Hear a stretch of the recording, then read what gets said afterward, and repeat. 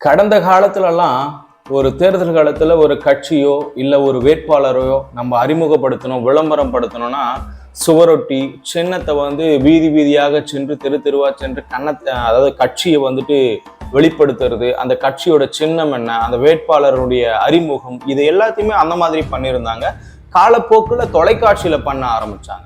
தொலைக்காட்சியில விளம்பரங்கள்ல, செய்தித்தாள்கள்ல இந்த மாதிரி ஏதேதோ ஒரு விளம்பரத்தை பண்ணி, ஓகே நான் எங்களுடைய அறிக்கை இந்த மாதிரி இருக்கும், நாங்க இந்த மாதிரிலாம் நாட்டுக்கு நல்லது பண்ணுவோம், எங்க மூலயமா உங்களுக்கு ஆதாயம் அதிகம், சமூக நீதி, இந்த மாதிரி வார்த்தைகளெல்லாம் சொல்லி 1000 விளம்பரங்களை செஞ்சிருப்பாங்க. மேலும் பாத்தீங்கன்னா ஹாலோகிராம்ல பண்ணாங்க. இப்போ இந்த ஒரு சூழ்நிலையில ஏஐ மூலயமாக அந்த ஒரு விளம்பரங்களை தேடிக்கொள்கிறார்கள். கரெக்ட். இது அதாவது இதனுடைய அடிப்படை என்னன்னா, உண்மையாகவே பயனுள்ளதாக தான் இந்த ஏஐ தொடங்கியது. தொடக்கத்துல அப்படிதான் தொடங்கியது. காலப்போக்கில் அதன் மூலயமாக ஒரு தனிப்பட்ட நபரையும் நாம எந்த ஒரு சிக்கலுக்கும் உள்ளாக்கலாம்ன்றதுதான் ஒரு உண்மையான நிதர்சனமான உண்மையாக இருந்தது. சோ இன்னைக்கு என்னப்பா நடந்ததுன்னா, தேர்தலையே நடத்த முடியாம போகலாம், இல்லையா மக்களுடைய மனசை மாத்தக்கூடிய ஒரு விஷயம் இந்த ஏஐல இருக்கு. இதுக்கு சீனாவும் சதி செய்ய ஒரு என்ன சொல்றது முழு சூழ்நிலையும் அமையும் அப்படின்னு சொல்லிட்டு மைக்ரோசாஃப்ட் நிறுவனமே சொல்லியிருக்கு. அதாவது ஐடி துறையினுடைய கிங் யாருன்னா அந்த மைக்ரோசாஃப்ட் தான். அந்த ஒரு நிறுவனமே வெளியிட்டிருக்கிறது தான். என்னன்னு கேட்டீங்கன்னா, இந்தியா, தென்கொரியா, அமெரிக்கா இந்த மாதிரி நாட்டுல இப்ப தேர்தல், தேசிய தேர்தல் நடக்குது. இந்த மாதிரி நேரத்துல எதிரி நாடுகளை எப்படி அழிக்க வேண்டும், போர் மூலமாக ஒரு யுக்திகளை கையாண்டு அழிக்க முடியவில்லை என்றால், அந்த இடத்துல ஒரு தேர்தல் களத்தை மாத்தி சித்தரிச்சு அவங்கள டிராப் பண்ணி வேற யாருன்னா வர வச்சு கூட பண்ணலாம், இல்ல மக்கள் மனசை கலைச்சு நன் ஆஃப் தி அபோ அப்படி சொல்லக்கூடிய ஒரு நோட்டாக்கு போட வைக்கலாம், இல்ல மக்கள் மனசை தேர்தலே விரும்பாத மாதிரி பண்ணலாம். ஸோ இந்த வகையில தான் இது நடக்க போகுது. ஸோ இதை பத்தின ஒரு முழு விவரத்தை நம்ம பார்ப்போம். தொடக்கத்துல இப்ப ஏஐ மூலயமா ஒரு நல்ல விஷயங்கள், அதாவது இப்ப கூட பில்கேட்ஸ் நம்ம இந்தியாவுக்கு வந்தாரு, மைக்ரோசாஃப்ட் நிறுவனுடைய தலைவர்.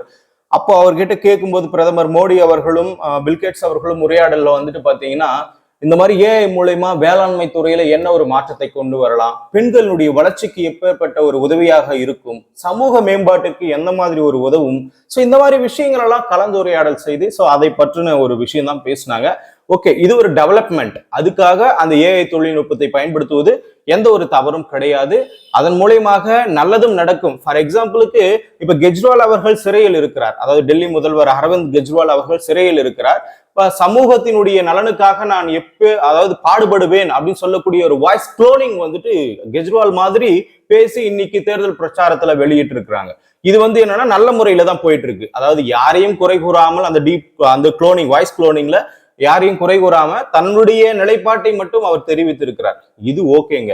இதையே ஒரு என்ன சொல்றது வேற மாதிரி ஒரு சித்தரிச்சு, ஃபார் எக்ஸாம்பிளுக்கு நிறைய விஷயங்கள் ஏஐ மூலயமாக நிறைய தேர்தல் களங்கள் மாற்றி அமைத்திருக்கிறது முற்பட்ட காலத்துல. என்னப்பா அப்படின்னு கேக்குறீங்களா? நைஜீரியா நாட்டுல அதிபர் தேர்தல்ல மிகப்பெரிய ஒரு மாற்றத்தை ஏற்படுத்தி இருக்கிறது. அதாவது அந்த இடத்துல ஏதோ ஒரு வேட்பாளர் தேர்தலுக்கு முன்னாடி, நாங்க தேர்தல் அந்த வாக்குச்சாவடியில எந்த மாதிரி ஒரு பிளானை போட்டு நாங்க ஜெயிக்க போறோம் அப்படின்னு சொல்லிட்டு அவருடைய வாய்ஸ்ல, ஒரு வேட்பாளருடைய வாய்ஸ்ல பேசுற மாதிரி வாய்ஸ் குளோனிங் பண்ணி வெளியிட்டு இருக்காங்க. Deep fake video, deep fake photo, இந்த மாதிரி வகையான ஏஐ தொழில்நுட்பம் மூலமாக, அதாவது வேட்பாளர்கள் பிகினி உடையில திரிகிற மாதிரி.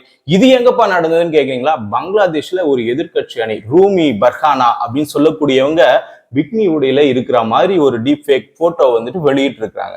இதன் மூலயமா மக்களுக்கு என்ன தோணுதுன்னா, இதுன்னா இந்த லட்சத்துல இந்த தேர்தல் நேரத்திலே இந்த மாதிரி ஒலாத்திட்டு இருக்கே அப்படின்னு சொல்லிட்டு ஒரு மனநிலையில அவங்க எதிர்கட்சியாவே ஆயிட்டாங்க கடைசியில.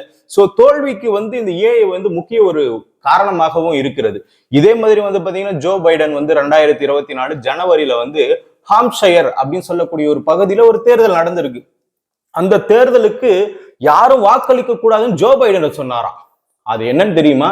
ஜோ பைடன் வாய்ஸ் குளோனிங் பண்ணிருக்கிறாங்க. அப்படி வாய்ஸ் குளோனிங் பண்ணதை வெளியிட்டு மக்கள் எல்லாரும் ஓட்டு போடாம பண்ணணும் அப்படின்னு சொல்லிட்டு சீனா சதி திட்டம் செய்ததாக இந்த ஒரு தகவல்ல மைக்ரோசாஃப்ட் வெளியிட்டு இருக்கு. இது சீனாவினுடைய ஒரு அந்த ஏஐ குழுமம் இதை செயல்படுத்திருக்கலாம் அப்படின்னு சொல்லிட்டு மைக்ரோசாஃப்ட் சொல்லியிருக்காங்க. மேலும் பாத்தீங்கன்னா இதுல முக்கியமான ஒரு மாற்றம், இந்த ஏஐ மூலயமா எங்க மைக்ரோசாஃப்ட் சீனா சதி திட்டம் செய்கிறது அப்படின்னு சொன்னாங்கன்னா, தைவான் நாட்டுல அதிபர் தேர்தல் நடந்தது. அந்த இடத்துல ஸ்டோம் 1386 ஒரு குழுமம், ஏஐ குழுமம் வந்துட்டு சீனாவினுடைய குழுமம் உள்ள இறங்கி டீப் ஃபேக் வீடியோ, ஆடியோ, விளம்பரம், இந்த மாதிரி போலியான விளம்பரங்கள் இது எல்லாத்தையும் ரிலீஸ் பண்ணி அந்த இடத்துல தேர்தலையே மாத்தி வச்சுட்டாங்க.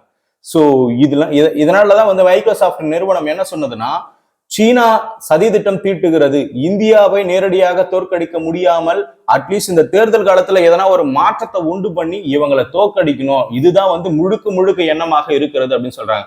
கிட்டத்தட்ட இந்த 2024 64 நாடுகள்ல சர்வதேச அளவுல தேசிய தேர்தல் நடக்கிறது. அதுல கிட்டத்தட்ட 49% மக்கள் இந்த இடத்துலதான் இருக்காங்க. அதாவது ஆஸ்திரேலியா, ஐரோப்பியா, ஆசியா, இந்த மாதிரி சொல்லக்கூடிய ஒரு 5 கண்டத்தில் சேர்ந்தவர்கள். சோ இவங்க எல்லாரும் 49% மக்கள். சோ இந்த 49% மக்களினுடைய மனநிலையை மாற்றுவதுதான் சீனாவினுடைய அதாவது முக்கிய நோக்கமாகவும் இருக்கிறது. இது எப்படி நடக்க போகுதுன்னா, சீனாவில ஒரு ஏஐ குழுமம் வச்சு வடகொரியாவுடைய சப்போர்ட்ல இந்த அமெரிக்காவினுடைய தேர்தல் களமும் இந்தியாவினுடைய தேர்தல் களமும் மாற்றி அமைத்தால் மட்டுமே போதும்ன்ற ஒரு எண்ணம் வந்துட்டு அவங்களுக்கு இருக்கு அப்படின்னு சொல்லிட்டு மைக்ரோசாஃப்ட் வந்து வெளியிட்டு இருக்கு ஒரு தகவலை. சோ நல்ல விஷயத்துக்காக பயன்படுத்தலாங்க இந்த ஏஐ தொழில்நுட்பத்தை. பல நிபுணர்கள் என்ன சொல்றாங்கன்னா, இன்னை வரைக்கும் அந்த அமெரிக்காவில வந்துட்டு செஞ்ச அந்த வாய்ஸ் குளோனிங் வந்துட்டு பாத்தீங்கன்னா, ஜோ பைடன் சொன்ன மாதிரி சொன்னோம்ல, அந்த இடத்துல வந்து பாத்தீங்கன்னா இன்னும் கூட கண்டுபிடிக்க முடியாத ஒரு சூழல் தான். ஏன்னா இதனுடைய முழு விவரம் அதை தெரிஞ்சுக்கிறது ரொம்ப கஷ்டமா இருக்கு. எது ஃபேக்கு, எது ஒரிஜினல், அந்த ஒரு விஷயத்தை கண்டுபிடிக்கிறது மிகவும் ஒரு கடினம் அப்படின்னு சொல்லிட்டு இந்த ஏஐ மூலயமா கொண்டு வந்தது இந்த ஒரு சிக்கல்ல இருக்கிறது. தேர்தல் ஆணையம் என்ன சொல்லியிருக்குன்னா, ஒரு விஷயம் போலியா பரப்பப்படுகிறது, இப்போ ஒரு போட்டோ வந்து போலியா இல்ல ஏதோ ஒரு வாக்குமூலம் வந்து வாய்ஸ் குளோனிங்ல போலியா பரவுதுன்னா அதை உடனடியாக கண்டுபிடிக்கிற ஒரு யுக்தி வந்து நம்ம கிட்ட இருக்கணும், அது ரொம்ப அவசியம் சொல்லிட்டு தேர்தல் ஆணையம் சொல்லுது. ஆனா நம்மளால கண்டுபிடிக்க முடியாது ஒரு தகவல். அதாவது நம்ம இப்ப ஸ்லோவாக்கியா நாட்டுல ஒரு தேர்தல் நடந்தது. அந்த தேர்தல் நடக்கும்போது தேர்தல் வேட்பாளர் வந்துட்டு தேர்தல் நடக்கிறதுக்கு முன்பாகவே என்ன சொல்றாருன்னா, இல்ல இந்த மாதிரி மது விலக்குல நாங்க அதிகமான ரேட்டை கொண்டு வருவோம், அது மாதிரியும் தேர்தல் வாக்குச்சாவடியில நாங்க ஃப்ராடு தானம் பண்ணுவோம் அப்படின்னு சொல்லிட்டு 2 வாய்ஸ் குளோனிங் வந்துட்டு பாத்தீங்கன்னா வெளிவந்திருக்கு. சரி, இந்த வாய்ஸ் குளோனிங் வெளிவந்ததன் மூலயமா அங்கேயே ஸ்லோவாக்கியா நாட்டிலேயே தேர்தல் களம் வந்து மாறி போயிருக்கு. இந்த மாதிரி ஒரு வேட்பாளர் வந்துட்டு இப்போ பிகினி உடையில நம்முடைய வேட்பாளர்கள் யாராவது ஒரு பெண் வேட்பாளர், அனைத்து பெண் வேட்பாளர்களையும் அந்த மாதிரி சித்தரிச்சு சீனா வந்துட்டு வெளியிலிருந்து உள்ள எடுத்துட்டு வராங்கன்னு வச்சுக்கோங்க. அப்போ வந்துட்டு அந்த நேரத்துல ஒரு தேர்தல் காலத்துல ஒரு எண்ணங்கள் வந்து மக்கள் மனசுல உள்ள புகுந்து அதை திசை திருப்பும். சோ இதுதான் உண்மை. இதே ஏதோ ஒரு பிரதமரே அவர்களே நான் வந்து மது விலக்கு தான் என்னுடைய உண்மையான கொள்கை அப்படின்னு சொல்லிட்டாருன்னா என்ன பண்றது? இப்ப பிரதமர் வேட்பாளர் நிக்கிறாங்க 2 பேரோட வாய்ஸ்லயும் இந்த மாதிரி ரிலீஸ் பண்ணிட்டாங்கன்னா, அப்போ இத வந்து உள்நாட்டுல இருக்கக்கூடிய அனைத்து கட்சிகளும் பண்ணக்கூடாதுன்றதுல ஒரு உக்கிரமாக தேர்தல் ஆணையம் வந்து இதுக்கு வந்து ஒரு தடை விதிச்சிருக்காங்க. அதாவது நீங்க பண்ணீங்கன்னா அது வெளிப்படையா தெரிஞ்சிடும். இதுக்கான ரெஸ்ட்ரிக்ஷன் எல்லாம் சைன் போட்டு தான் எல்லாமே ரிலீஸ் பண்ணிருக்காங்க. ஆனா வெளியில் இருந்து, அதாவது வெளிநாட்டிலிருந்து நம் நாட்டை அழிக்க நினைக்கும் அத்தனை நாடுகளும் இந்த விஷயத்துல ஊடுருவி ஒரு மிகுந்த ஒரு தாக்கத்தை ஏற்படுத்தினால் யாரால் என்ன செய்ய முடியும்? அந்த நேரத்திலையும் கணிக்க முடியாது. ஒரு வேட்பாளர்களுடைய முகம் பிளந்து விட்டது பிறகு அதை சரி செய்யணும்னு நினைக்கிறது மிகப்பெரிய ஒரு தகவல். அந்த நேரத்திலேயே எதுவும் பண்ண முடியாது. சோ அந்த வகையில பார்க்கும்போது சீனா இந்த மாதிரி, ஈரான்ல கூட இந்த மாதிரி ஒரு தேர்தல்ல வந்துட்டு ஒரு கலவரமே நடந்திருக்கு. இந்த ஏஐ மூலயமாக மாற்றமே நிகழ்ந்திருக்கு. சோ அந்த வகையில இனி வரும் காலங்கள்ல இந்த தேர்தல்ல எந்த ஒரு சிக்கலும் ஏற்படாமல் இருந்தாலும் சரி, வரும் காலங்கள்ல நம்முடைய பிரதமரே ஏதோ ஒரு வார்த்தையை சொன்னாரு, இந்தியாவை நான் எப்படியா இருந்தாலும் முச்சு கட்டணும் அப்படின்னு சொல்லிட்டு தானாட்டியே தப்பா சொன்ன மாதிரி சித்தரிக்கிறதுக்கான வாய்ப்பும் இருக்கிறது. இனி வரும் காலங்களில் தனிநபரை அழிப்பதற்காகவே இந்த ஏஐ தொழில்நுட்பம் வந்து குறிப்பிட்ட காலத்துல உருவாக்கப்பட்டது. அதாவது ராஷ்மிகா மந்தனா சிக்கினாங்க. இந்த மாதிரி ஒரு சினிமா பிரபலத்தையே இந்த மாதிரி அசிங்கப்படுத்துறாங்கன்னா ஒரு தனிப்பட்ட ஏழை பெண்மணி ஏன் அசிங்கப்படுத்த மாட்டாங்கன்னு சொல்லிட்டு அதுக்கு ஒரு ரெஸ்ட்ரிக்ஷன் கொண்டு வரணும்னு சொன்னாங்க. சோ இதை உலக நாடுகள் அனைத்தும் ஒன்றிணைந்து ஐநாவில் சைன் போட்டு இதுக்கான ஒரு ஓப்பன் ஏஐ ரெஸ்ட்ரிக்ஷன் வந்து கொண்டு வந்தா மட்டும்தான் இதையெல்லாம் தடுக்க முடியும். இல்லாவிட்டால் தேர்தல் களம் அல்ல, இந்த நாடே வந்து ஒட்டுமொத்தமா இந்த ஏஐ மூலயமா அழிந்து போகக்கூடிய ஒரு நிலை கூட வரும். சோ அதுக்கான ரெஸ்ட்ரிக்ஷன், இது ஃபேக் தான் அப்படின்றத கண்டுபிடிக்கிற ஒரு தொழில்நுட்பம் கூட இல்லை. அதை வச்சா 2 பேரும் சொல்றது அப்படியே மேட்ச் ஆகும். இன்னைக்கு வந்து பிரதமர் வந்து தமிழ்ல உரையாற்றுறாரு, எப்படி இது பயனுள்ளது, இதை ஏற்றுக்கொள்ளலாம். இது அதாவது வேளாண்மை கருவி வந்து அட்வான்டேஜா கொண்டு வராங்க. இந்த மாதிரி விஷயங்கள்லாம் நம்ம ஏத்துக்கிட்டு ஓகே இதன் மூலயமா இந்த மாதிரி ஒரு அட்வான்டேஜ் இருக்கு அப்படின்னு சொல்லிட்டு சந்தோஷமா இருக்கலாம்.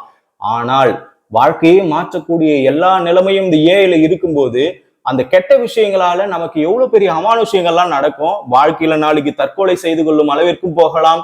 இன்றைக்கு நிற்கும் வேட்பாளரை தப்பு தப்பாக சித்தரிச்சு அந்த கட்சியே இல்லாம கூட பண்ணிடலாம். நம்மள ஓட்டு போட போற நபரை எங்களுக்கு ஓட்டே வேணான்னு சொல்லிட்டு 2 பிரதமர் வேட்பாளரும் சொல்லிட்டா நாம எங்க போய் நிக்கிறது? ஓட்டு எங்களுக்கு வேணான்னு சொல்லிட்டாங்க, நாம போடவே வேணான்னு அப்படின்ற ஒரு கான்செப்ட்ல போயிடும். ஸோ இந்த ஏஐ தொழில்நுட்பம் வந்து தடுப்பதற்கு, அதாவது இது ஃபேக் தான் அப்படின்ற ஒரு நிரூபிப்பதற்கு எந்த ஒரு சான்ஸும் இங்க இல்லை. ஸோ அதை கொண்டு வரணும். அதுவும் இல்லாம இவங்க இதை மாதிரி பண்ணக்கூடாதுன்றதுக்கு ஒரு சட்டம் கொண்டு வரணும். அதை அப்படி அவங்க எடுத்துட்டு வந்தாலும் இதை இவங்க டீப்பா ஃபேக்கா தான் பண்ணியிருக்காங்க அப்படின்றத நிரூபிக்கிற ஒரு தருணம் வந்து எல்லாருக்கும் ரொம்ப சீக்கிரமா கிடைக்கணும்ன்றதுதான் எங்களுடைய வேண்டுதல். இல்லை என்றால் நாடு ஏஐ தான், ஏஐயால தான் நாட்டை ஆள முடியும், அதுதான் ஆளும். ஏன்னா அந்த ஒரு வன்மத்திற்கு நாம் ஆளாயிடுவோம். இதை இப்பவே கண்டுபிடிச்சு எல்லா நாடும் ஒன்றிணைந்து சைன் போட்டு இதுக்கான ரெஸ்ட்ரிக்ஷனை கொண்டு வரணும். ஸோ அதுக்காக தான் இந்த தகவலை நாங்க வந்து ஏஐ உடைய விழிப்புணர்வு வந்து மக்களுக்கு போய் சேரணும்.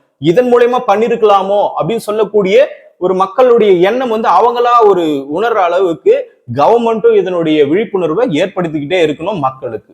ஸோ நன்றி, வணக்கம்.